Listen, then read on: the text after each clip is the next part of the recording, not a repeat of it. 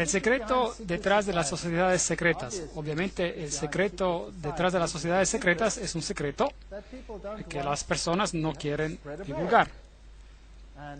Este tema en particular es tan serio que me voy a arriesgar a decir nada o muy poco. Más bien, voy a dejar que la historia y las citas hablen por sí mismas. Así que quizás se vuelva aburrido de ver cita tras cita tras cita, pero el hecho del asunto es que no soy yo que lo dice, son hechos históricos puestos ante ustedes y luego ustedes deciden por sí mismos si el cuadro tiene sentido o si no tiene sentido. Apocalipsis 17:4, la mujer estaba vestida de púrpura y escarlata, adornada de oro, piedras preciosas y perlas, y tenía en la mano un cáliz de oro lleno de abominaciones y de la inmundicia de su fornicación. Hay solo una iglesia en todo el mundo que usa una mujer con una copa, y esa es la iglesia romana. Aquí está la città del Vaticano, la ciudad del Vaticano, y mostrando una mujer agarrando una copa que se llama Fides, y sale en todos sus documentos, Fides. Ahora, ¿qué significa eso, Fides? Bueno, vayamos a una fuente masónica, una muy buena fuente masónica, escrita por Albert G. Mackey, un manual de la logia, a Manual of the Lodge. Albert J. Mackey era un francmasón de 33 grados, y será más claro mientras avancemos en la conferencia de lo que eso significa. Y él dice, la mano derecha a lo largo de todos los siglos ha sido considerada como un símbolo de fidelidad, y nuestros antiguos hermanos adoraron la deidad bajo el nombre de Fides o fidelidad, la cual era a veces representada por dos manos derechas juntas y a veces por dos figuras humanas agarrándose una a otra de sus manos derechas. Numa fue el primero que erigió el altar a Fides, y bajo ese altar el nombre de la diosa de los juramentos y de la honestidad era adorada. Entonces, eso significa honestidad y fidelidad, pero también es una imagen de una deidad femenina. Ahora, Apocalipsis 17:5 llama a esta institución la madre de las rameras. Y Apocalipsis 18:7 nos dice, y ella dice, yo estoy sentada como una reina, no soy viuda y no veré el llanto. Entonces, quizás ella perdió algunos hijos durante el tiempo de la Reforma, pero ella los va a conseguir de vuelta. Isaías 47:8, yo soy y fuera de mí no hay otra, no quedaré viuda ni conoceré orfandad. Ella va a controlar el mundo en un sentido espiritual. Eso es lo que dice este poder. Ahora, es interesante que el Vaticano recientemente, el 5 de septiembre 2000, ha publicado esta encíclica, Dominus Iesus, donde dice, otras iglesias no son nuestras hermanas, insiste el Vaticano. Siempre debe ser claro que la única, santa, católica y apostólica Iglesia Universal no es la hermana, sino la madre de todas las iglesias. El cardenal Ratzinger dijo esto, él es la cabeza de la Inquisición. Ya no se llaman ellos mismos la Inquisición, ellos se llaman la Congregación de Doctrina y Fe. Pero es la misma cosa, hasta es en el mismo edificio que se encuentran. Ahora, ella no es la hermana, sino la madre de todas las iglesias. Eso significa que todas las otras iglesias están sujetas a ella, ¿correcto? Eso es lo que ella dice. Ahora, en Apocalipsis 13, 1 a 2, hablando del mismo poder, el dragón le dio su poder, su trono y su gran autoridad. Ahora, eso es una declaración muy impresionante. El dragón le dio poder. En otras palabras, este poder viene de otra fuente. Ahora, ¿no predica acaso el catolicismo cristiandad? Sí lo hace. ¿No predica a Jesucristo como el Salvador del mundo? Sí lo hace. Pero también predica la meditación por medio de otros mecanismos y por medio de la iglesia. Ahora, es interesante que en las sociedades secretas hay siempre dos doctrinas. Una por los iniciados y la otra para los goyim, los que no son iniciados. Y los caballeros templarios tenían dos doctrinas. Una era interior, la doctrina esotérica en ocultismo, y la otra era exotérica, para los de afuera. Y la exterior era el catolicismo. Entonces, a las multitudes, ellas recibieron una religión que los miembros tornaron en su cabeza. Entre los miembros ocultos, Lucifero era el verdadero Hijo de Dios. Jesús es un segundo hijo que fue vencido por el primero, quien había sido expulsado. Entonces, Lucífero es la lumbrera verdadera, el victorioso en la batalla. Y será él que será adorado en los tiempos finales. Esa es doctrina oculta. Esa siempre ha sido la doctrina de los Kabbalah, la doctrina cabalista, y siempre ha sido la doctrina del gnosticismo. Pero, por supuesto, no es lo que la Biblia enseña. Pero el catolicismo tampoco enseña lo que la Biblia enseña. Apocalipsis 17, 12, 14, hasta 14, habla acerca de los 10 cuernos que has visto con 10 reyes que aún no han recibido reino, pero recibirán autoridad como reyes en una hora, junto con la bestia. Estos tienen un mismo propósito, entregarán su poder y su autoridad a la bestia. Pelearán contra el Cordero, y el Cordero los vencerá, porque Él es Señor de señores y Rey de reyes, y los que están con Él son llamados, elegidos y fieles. Ahora vamos a tratar con el capítulo entero de Apocalipsis 17 en una etapa más adelante. Pero los reyes del mundo, aquí representados por estos 10, darán su poder al sistema, así como en los tiempos medievales, y ejecutarán las doctrinas en el mundo entero. Muy interesante. Esta será esta bestia desde el abismo, que sale del abismo. Ahora, Gary H. K., en su obra En Camino a una Ocupación Global, lo puso de esta manera. Las antiguas religiones de misterio que vienen de Babilonia están aquí, y ellas eran, por supuesto, panteístas, lo cual significa que Dios está en la naturaleza, Dios está en todo, el cual en efecto nos hace dioses a nosotros también. Esto fue inculcado en el cabalismo, que fue tomado en la era cristiana en lo que se llamó gnosticismo. Y los caballeros templarios eran el núcleo interior secreto que tenía el conocimiento antiguo de los místicos. Eso fue llevado más allá por medio del rosicrucianismo, los rosacruces, la masonería y los Illuminati, los cuales, de acuerdo con Gary K., controlan el marxismo, las sociedades secretas americanas y europeas, las sociedades políticas y los bancos internacionales, el Concilio Mundial de las Iglesias. Ahora, eso es muy extraño. ¿Está el Concilio Mundial de las Iglesias controlado por la masonería? Vamos a tener que mirar eso en detalle. Y por supuesto tenemos el entero movimiento de la nueva era, las sociedades teosóficas y todas estas cosas controladas por este mecanismo para hacer sin efecto la doctrina de la salvación en Cristo solamente. Esa será la batalla final. Y para que esto se logre, esta mujer se ha ocultado a sí misma con una vestimenta de cristiandad, y las personas reciben la doctrina Goyim para los externos sin saber lo que el núcleo interior de esa doctrina es. Impresionante. Bueno, si miramos en Primera de Crónicas 16:26, porque todos los dioses de los pueblos son ídolos, mas Jehová hizo los cielos. Esto nos dice que la idolatría es algo que viene de la tierra.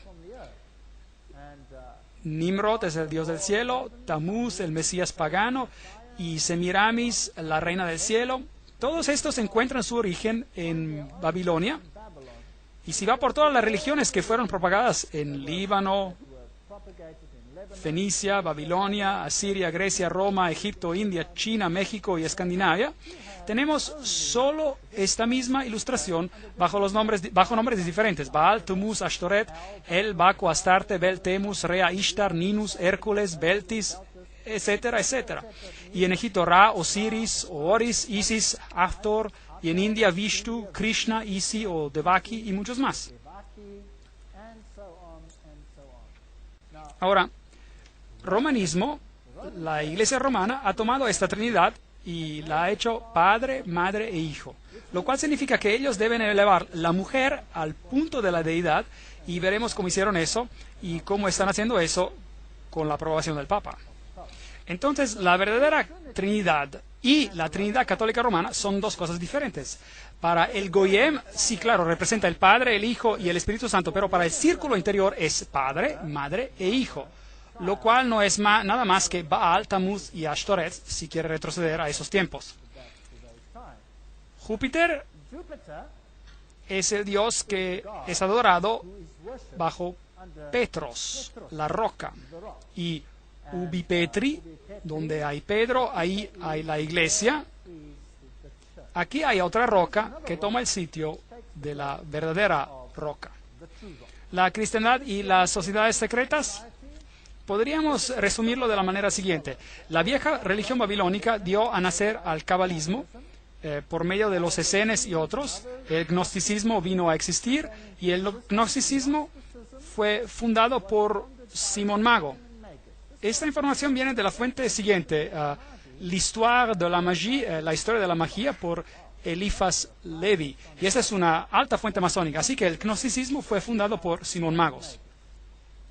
Luego, este gnosticismo, con su doctrina secreta, fue eventualmente, a lo largo del tiempo, por medio de muchas organizaciones intermediadas, llevada a los caballeros templarios.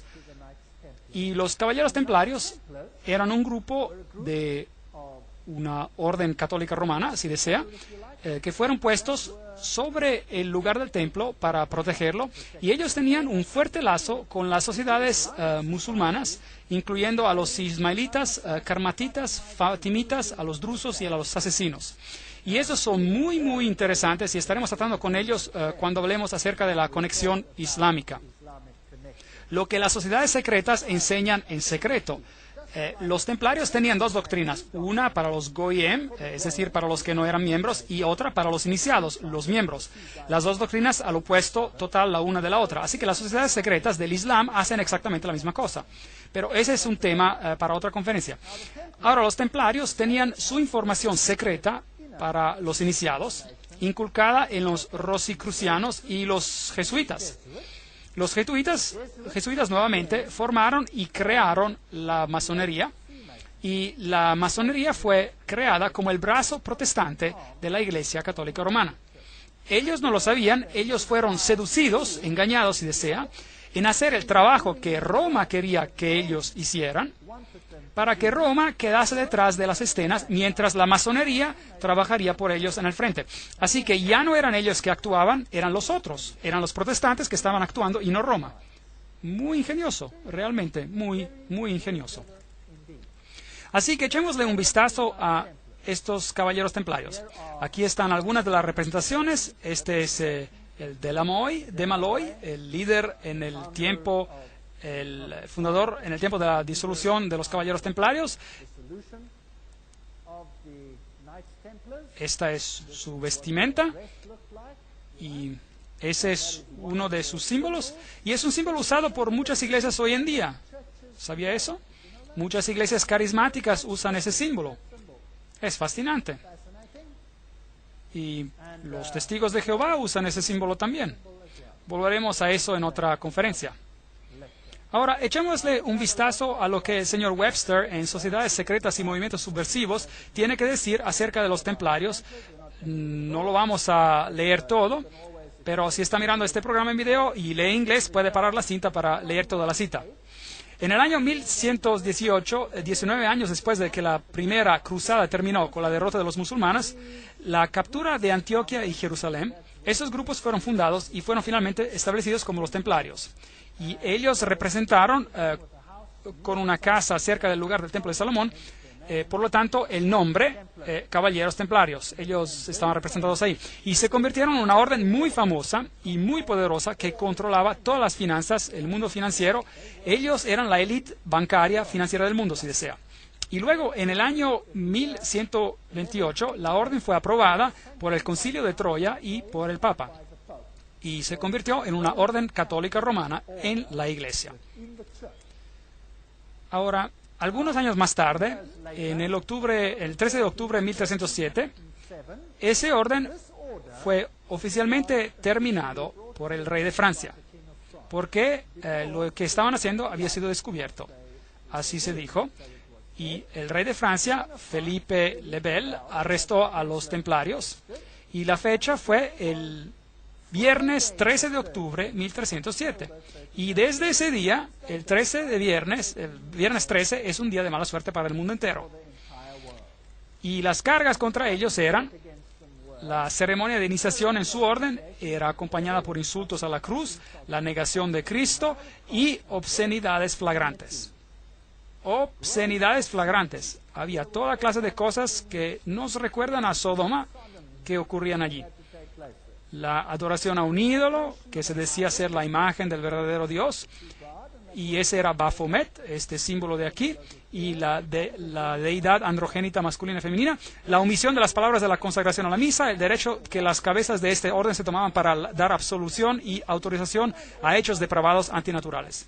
Entonces, ellos tenían que maldecir a la cruz, pisotear a Jesús, jurar alianza a Baphomet y probar esto con una depravación antinatural. Ese era un crimen muy serio en aquellos días. Entonces el líder fue sentenciado a muerte, pero la orden no desapareció. Pero el Papa fue muy reacio en admitir que las cosas estaban así. Los rituales masónicos incluyen referencias a los caballeros templarios.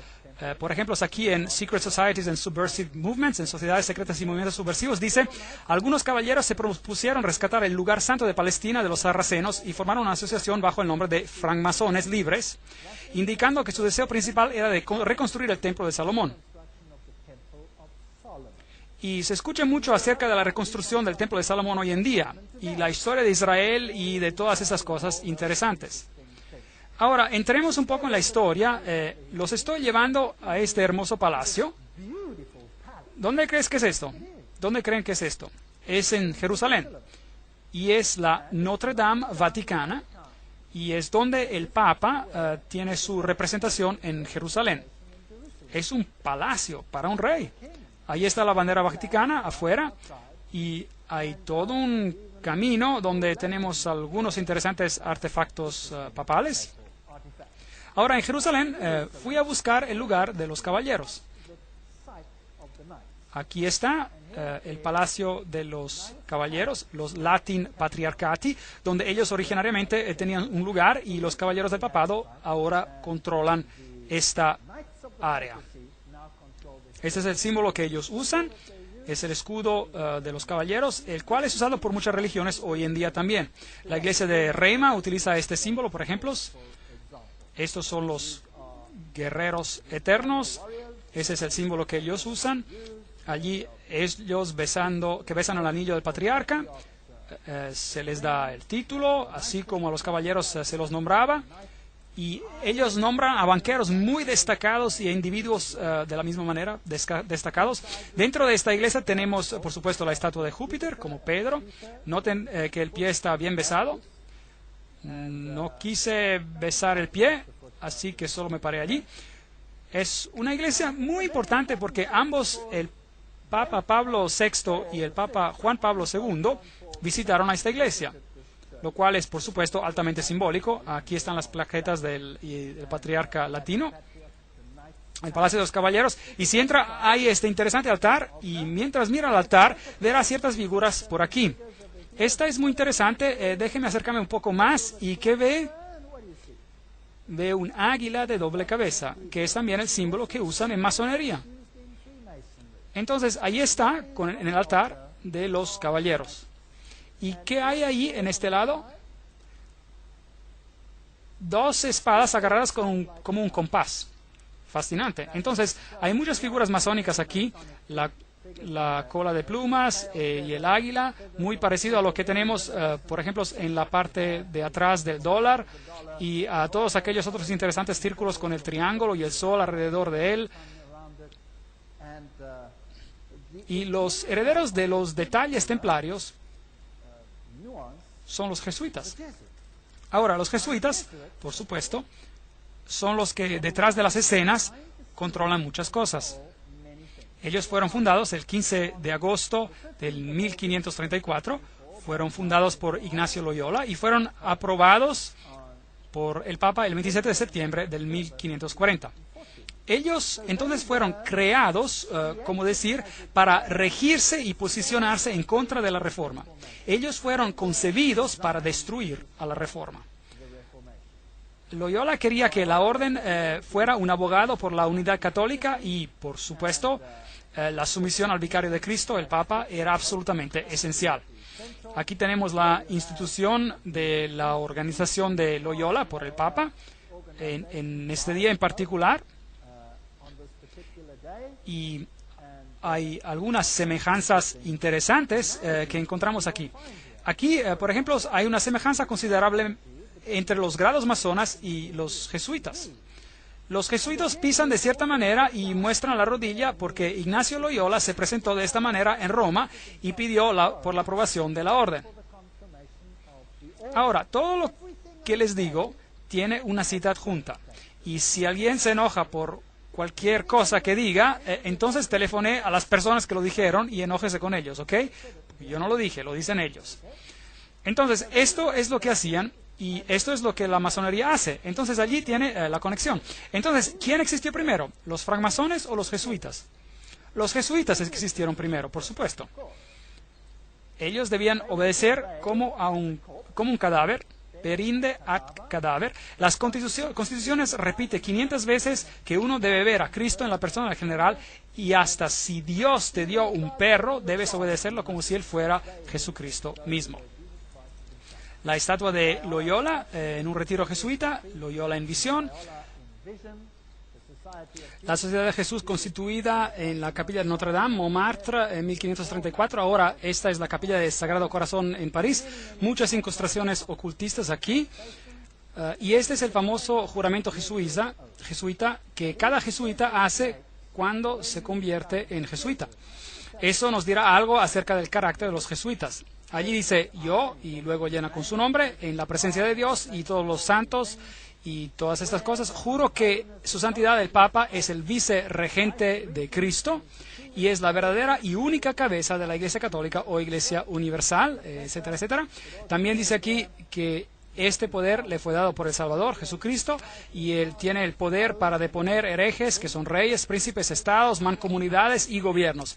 Todos estos siendo ilegales sin su sagrada confirmación y pueden ser con confianza destruidos. Entonces, un jesuita jura que si un gobierno no es sujeto a Roma, puede ser ¿qué? Destruido.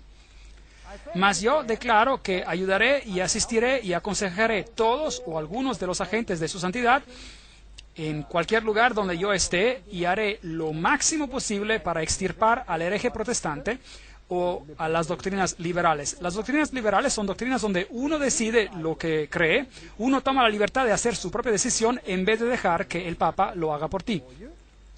Y eso será destruido, y todos los poderes que así ostentan. Y no importa dónde me envíes en el mundo, yo voy a obedecer. Y prometo no tener ninguna opinión propia, obedeceré como un cadáver.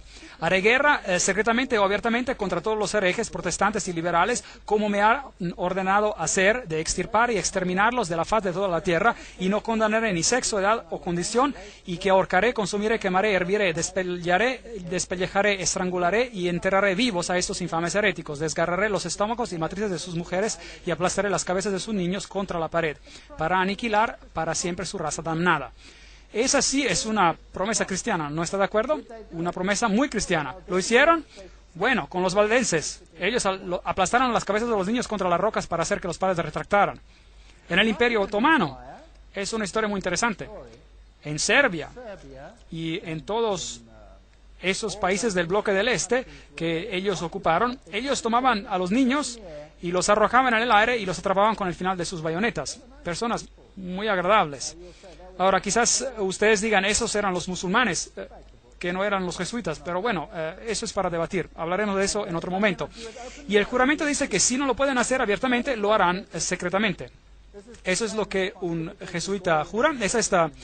Esta es una famosa universidad pontifical gregoriana aquí en Roma, la universidad católica más prestigiosa en el mundo.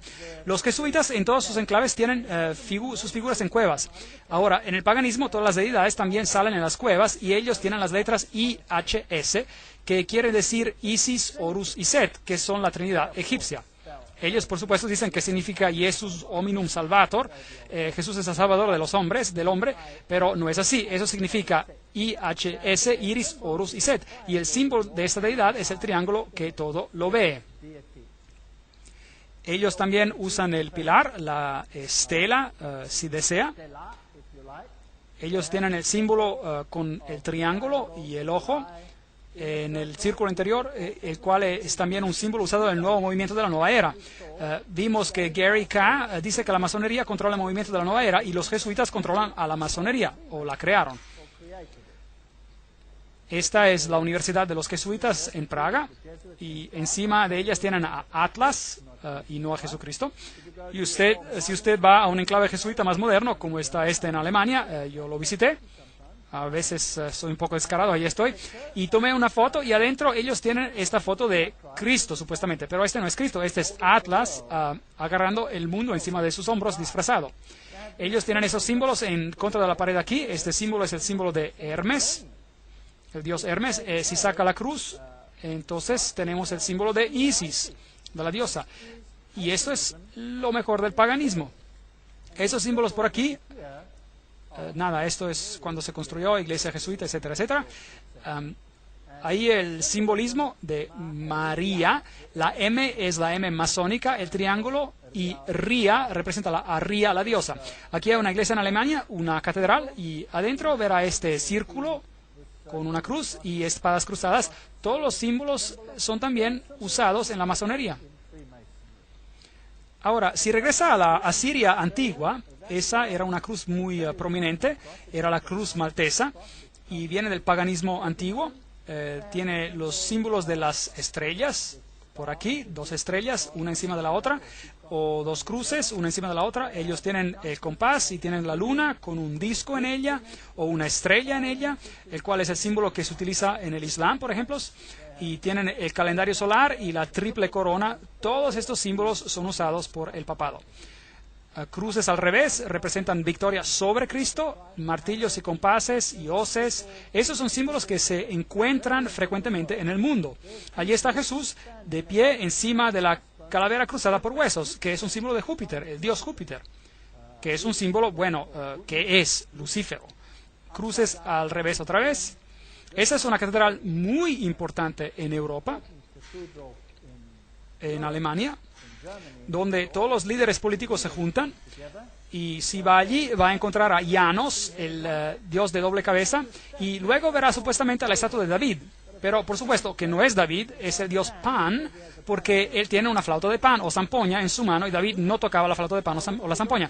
Entonces fui a ver si encontraba el lado oscuro del dios Pan, porque hay un lado luminoso y un lado oscuro, y lo encontré ahí está él. Es el que tiene las garras, en la misma catedral. Así que ellos ocultan su simbolismo oculto.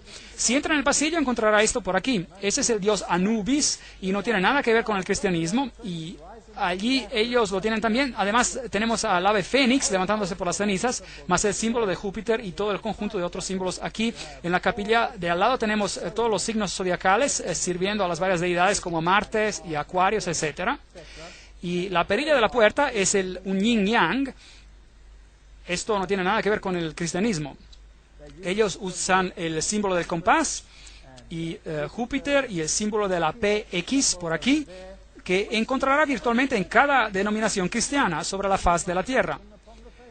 El ave fénix levantándose de las cenizas, el pavo real, todos símbolos de Lucífero.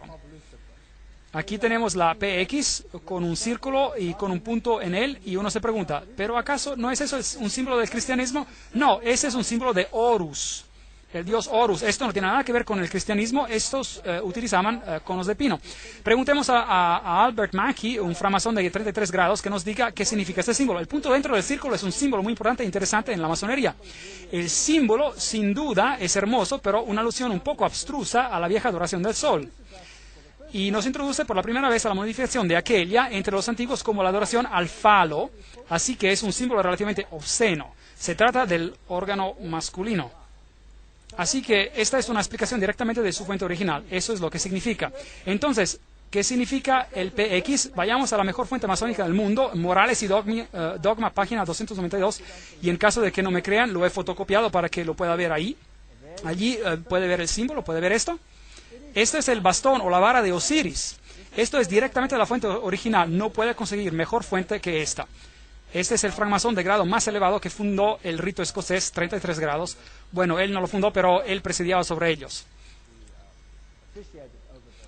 En una medalla de Constantius hay esta inscripción, In hoc signo victoreris, y luego algunas cosas, otras cosas interesantes. Entonces, este es la vara de Osiris, y luego él habla del símbolo del Tau místico, o de las cruces y las estrellas de David, y luego él usa esta también, un símbolo interesante. Y él dice que las vestimentas de los sacerdotes de Horus eran cubiertas con estas cruces. Esta es la cruz maltesa. ¿Se acuerda cuando se la mostré en el rey asirio? Ahora, ¿quién usa eso en su vestimenta? Bueno, veamos. Oh, ahí está. ¿Quién la está usando? El Papa la está usando. Entonces, ¿qué es él? Él debe de ser el sacerdote de Horus. Entonces, para el mundo de afuera, parecerá como el cristianismo, pero para el círculo interior es ocultismo. En el piso de la Catedral de Londres, en Londres tenemos el trísquele, el cual es el triple yin-yang. Bueno, ¿y eso qué significa? Bueno, preguntémosle a las fuentes mismas. La versión celta del yin-yang, eso es lo que es el trísquele. El mar, la buena suerte, el calerón, una diosa celta, la diosa de sabiduría y hechicería. ¿Quién fue entronada en la Revolución Francesa? La diosa de la razón, hechicería, razón. Todas estas cosas de la misma deidad. En el piso de la misma catedral encontrará el Tau místico, que representa el Tau. Preguntemos a otro francmasón, se llama Ward, y él dice, este es el símbolo masculino o del lado creativo de la deidad. En el lenguaje por señas de los misterios está escrito. Entonces, nuevamente, tiene una connotación sexual. ¿Qué está haciendo en el piso de una catedral? Entonces, los jesuitas son los heredes de una religión oculta, de la religión oculta, y ellos controlan el mundo por medio de sus agencias. Se quedan en un segundo plano, crean suborganizaciones, y todos piensan que ellos no son activos. Preguntémosles a ellos mismos lo que creen. Aquí está la historia de los generales de la Sociedad de Jesús. Esos son todos los generales, empezando con Ignacio Loyola. Están todos listados aquí, no tenemos que leerlos todos. La lista sigue hasta al que gobierna ahora. Su nombre es Peter Hans Kolvenbach, un hermoso nombre alemán. Es interesante que los alemanes son muy prominentes en este asunto. Peter Hans Kolvenbach es la cabeza de los jesuitas, el cardenal Ratzinger, otro alemán, es la cabeza de la Inquisición. Ellos parecen tener bastante control. Como se ve, allí está el Peter Hans Kolvenbach. Probablemente está viendo a uno de los hombres más poderosos de la Tierra hoy, sino el más poderoso posiblemente. Él es el Papa Negro. Aquí tenemos esta cueva de Loyola. Aquí tenemos a George W. Bush y el Papa en audiencia con uno al otro. Y ellos no hacen nada por casualidad. Ocurre que ellos hacen eso es exactamente bajo este cuadro que les mostré, donde Loyola recibe su comisión por parte del Papa. Ahora, la ceremonia de inducción y del juramento extremo de los jesuitas, librería de Congreso, y aquí ven el número del catálogo de la referencia, ahí está. Ustedes han sido instruidos a insidiosamente plantar semillas de celos y odio entre las comunidades, provincias y estados que estaban en paz e incitarlos a derramar sangre, envolviéndolos en guerra el uno con el otro y crear revoluciones y guerras civiles en países que eran independientes y prósperos, que cultivaban las artes y las ciencias y disfrutaban de las bendiciones de paz. A tomar partido con los combatientes y actuar secretamente en concierto con tu hermano jesuita, quien quizás esté comprometido con el otro lado, pero abiertamente opuesto a lo que tú estés conectado, al fin de que la Iglesia sea el ganador al final, en las condiciones fijadas por los tratados de paz, y que el medio justifica el fin. ¡Wow! Increíble. Esta es la ciencia hegeliana. Dos puntos de vista opuestos, pensamiento dialéctico. Tú haces que el uno haga guerra con el otro y los rozas el uno contra el otro hasta que no quede nada. Esto se llama tesis y antítesis, y el resultado del conflicto trae a la síntesis. Ahora note que los jesuitas pueden ser muy activos en un lado, pero pueden ser igualmente activos en el otro lado. Así que este es todo un proceso que usan para alcanzar blancos. La guerra de los 30 años. Ahora, ¿de qué se trataba todo esto? La meta y el objetivo era que la guerra debería en verdad convertirse en una guerra de aniquilación. Además, ¿cómo hubiera sido posible para ellos dejar que se concluyera la paz con países donde sus gobernantes rebeldes habían decretado una ley y ordenado que ningún jesuita debería retar a mostrar su cara otra vez? ¿Sabían que los jesuitas fueron arrojados afuera de virtualmente todos los países, incluyendo los países católicos, porque eran tan divisivos? Reyes católicos ni siquiera podían tolerar a los jesuitas y los sacaron. Si un rey católico se atrevía a votar a un jesuita, ese país era destruido, católico o no, y los jesuitas regresaban. Pueden apostarlo todo, que así sería. Entonces, la responsabilidad horrorosa para esta terrible guerra de 30 años descansa sobre el emperador Ferdinando y sus maestros, gobernantes y amigos íntimos, los hijos de Loyola. Cada cosa que estoy diciendo es una cita. Papado, un enemigo a la libertad civil y religiosa. En el 1550, el Papa Julio XIII declaró su reivindicación a tener el poder temporal universal político, emitiendo una nueva moneda que él emitió, y el lema que decía: la nación y reino que no me servirán, perecerán. Ahora, por favor, note que esta es una declaración católico-romana, que la nación y reino que no sirva al papado, perecerá. ¿Qué significa eso en términos de países protestantes? ¿Van a tener problemas? ¿Sí o no? Yo diría que sí. Ellos van a tener problemas. Tomás Aquinas, el gran filósofo de la Iglesia Católica Romana, dijo: el Papa, por derecho divino, tiene poder espiritual y temporal, como supremo rey del mundo. El Papa de Roma, como la cabeza del gobierno papal, clama absoluta soberanía y supremacía sobre todos los gobiernos de la tierra. Todos los gobiernos de la tierra. Todas estas citas son extremadamente potentes. No hay nada de mediocre en estas citas y vienen de las fuentes más altas. El derecho de deponer reyes es inherente en la suprema soberanía de los papas, que, como vicerregentes de Cristo, ellos ejercen sobre todas las naciones cristianas. Cardinal Henry Manning, en el 1892, él era el arzobispo de Westminster, en Inglaterra. Entonces, él está en control de todas las naciones del mundo. Ahora, es interesante que la Biblia nos dice que estas palabras fueron puestas en la cruz de Cristo en su crucifixión. Dice: Jesús de Nazaret, el rey de los judíos. Pueden leer esto en Juan 19:19. Pero el crucifijo católico romano tiene las palabras INRI escritas en él. Ahora, si buscan el diccionario de Webster, esto significa Jesus Nazarenus Rex Judeorum. Pero en el juramento extremo de los jesuitas, INRI significa algo totalmente diferente. Significa Justum Necare Reges Impios, lo cual significa: es justo exterminar o aniquilar reyes, gobiernos o gobernantes impíos o herejes. Es un punto muy interesante. Ahora, otra cosa que ellos quieren hacer es destruir el protestantismo. Nosotros atesoramos desde el fondo de nuestros corazones este principio, que lo que no se une con nosotros debe ser aniquilado, y nos alistamos para hacerlo tan pronto tengamos los medios. Una aplicación energética de estos principios. El protestantismo ya se está gastando y hundiéndose en decadencia. Sí, estamos destinados a insultar sus últimas agonías, a marchar sobre sus esqueletos quebrantados y huesos esparcidos. Oh, apresuremos esta disolución por nuestros esfuerzos fuertes y unidos. Y luego ellos ya escribieron, el protestantismo se está descomponiendo. Estamos empezando a ganar hombres de prestigio. Ese es un extracto del plan secreto, el libro. Aquellos son los peores de los católicos, los inquisidores, los jesuitas. Son simplemente el ejército de Roma para la soberanía terrenal del mundo en el futuro, con el pontífice de Roma por emperador. Algo como una servidumbre universal con ellos como amos se está planeando. Eso es todo lo que representa. Quizás ni siquiera creen en Dios. Los hermanos Karamazov. El texto de Dostoyevsky.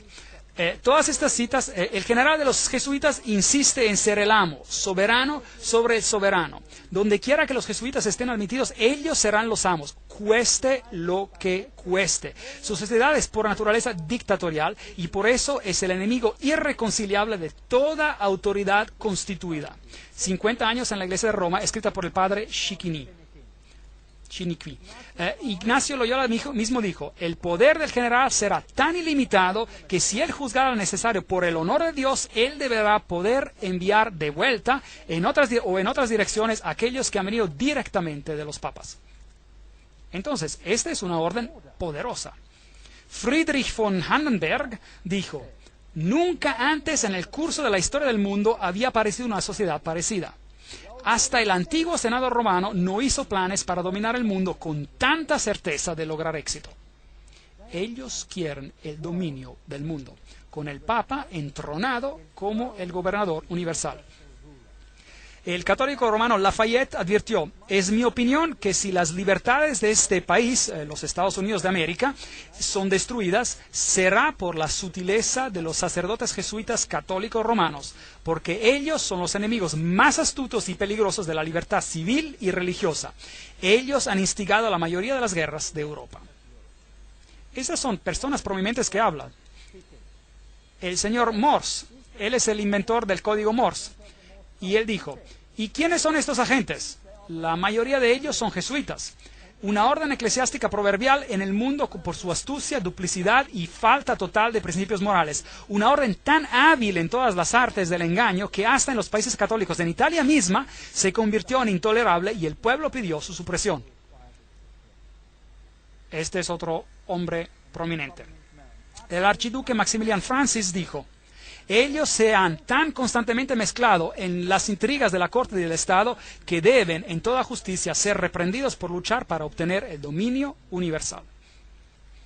Y podríamos seguir con más y más citas. Esta es una cita muy interesante. Este es el Michelangelo Tamburini, 1720. Este es el general de los jesuitas, hablando al duque de Brancas, y dijo lo siguiente. Ve, mi señor, desde este cuarto yo gobierno no solo París, pero China. Y no solo China, sino el mundo entero, sin que nadie sepa cómo está manejado. Interesante. Esto es lo que los jesuitas mismos tenían que decir. El confesor del Papa tiene que ser un jesuita.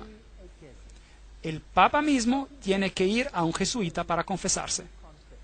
Cita del Imperio Vaticano. Todo lo que digo es una cita. Este hombre es Jean-Baptiste Janssens. Él gobernó de 1946 a 1964 y parece ser un caballero de buena apariencia y contento. Sin embargo, pueden ver que esta fotografía fue tomada por el periódico Saturday Evening Post en el 1959. Y estas son las organizaciones que él tiene bajo su mando. Y vamos a tratar con estos asuntos en la próxima conferencia. Él controla las siguientes sociedades secretas. La Orden Militar Soberana de Malta. Entonces, él está en control de todos los caballeros de Malta. la masonería del rito escocés Shriner, la orden de los Illuminati, los caballeros de Columbus, los caballeros del Ku Klux Klan, B'nai B'rith, la Nación del Islam y su ejército privado llamado el Fruto del Islam, la Comisión de la Mafia y el Opus Dei, junto con un montón de fraternidades menores. Así que cada una de estas sociedades secretas está controlada por los jesuitas. ¿Cómo las controlan y cuál es su objetivo? ¿Y quién es un miembro, por ejemplo, de los Caballeros de Malta? ¿Quién hoy en día es miembro de los Caballeros de Columbus? ¿Quién es miembro de B'nai B'rith? ¿Quién controla el Fruto del Islam? ¿Quién controla Opus Dei? ¿Quién controla Calavera y Huesos, por ejemplo? Y todas las otras sociedades secretas, ¿y cuáles son sus blancos? Eso es lo que tenemos que descubrir. Recuerde que Roma quiere ganar nuevamente el dominio total, y si ellos son el centro de la teología templaria, entonces ellos quieren controlar el mundo por el dragón, no por Jesucristo. El dragón les dio su poder y su asiento y gran autoridad. Eso da miedo. Y este poder debe estar en control en tu país, como también en el mío. Pero las buenas nuevas es que Jesús lo predijo. Lo leímos en Apocalipsis y él dice que no importa cuántos sean confederados, no importa cuánto planeen, el reino va a ir ¿a quién? Irá a Jesús. Jesús va a ser el vencedor. Así que no hay nada de qué temer. En la siguiente conferencia les mostraré estas sociedades secretas y les mostraré quiénes son los miembros.